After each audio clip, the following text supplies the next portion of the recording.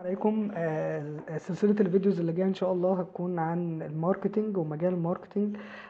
زي ما احنا متعودين في نادي القراءة إن احنا بنقرا بشكل عملي، بمعنى إن احنا بنجيب الكتب البيست سيلينج على أمازون وبنبدأ نقرأ ونفهم ونلخص وبعد كده نشرح جوه فيديو. لسببين: أول سبب إن الناس اللي مش بتحب تقرأ أو لسه ما كونتش عادة القراءة تستفيد، والسبب التاني لو هو بيحب يقرأ ولكن لسه اللغة عنده ضعيفة فمش قادر يقرأ كتاب 200 صفحة بالإنجليزي مثلا، فبنبدأ بنقرأ ونلخصه في فيديو بحيث الكل يستفيد. طبعا علم الماركتينج علم مفيد جدا ومهم جدا، بقى من الأساسيات دلوقتي زي الأكل والشرب في حياتنا. فلازم أيا كان أنت بقى عندك ستارت اب، شغال في شركة، موظف، أو حتى شخص عادي، أنت لازم تتعلم علم الماركتينج وتتقنه، وتبدأ تفهم تسوق لأي فكرة عشان تقدر تبيع أي حاجة في الدنيا.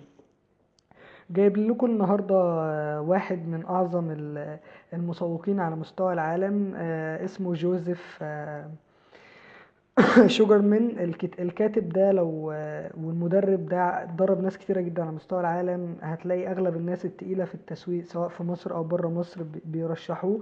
وهنبدأ بأول كتاب معاه اسمه The Ad Week Copywriting Handbook. الكتاب عملي جدا، الكتاب 4 سكاشن، كل سيكشن متقسم لفصول كتيرة، فاحنا الكتاب حوالي 300 صفحة.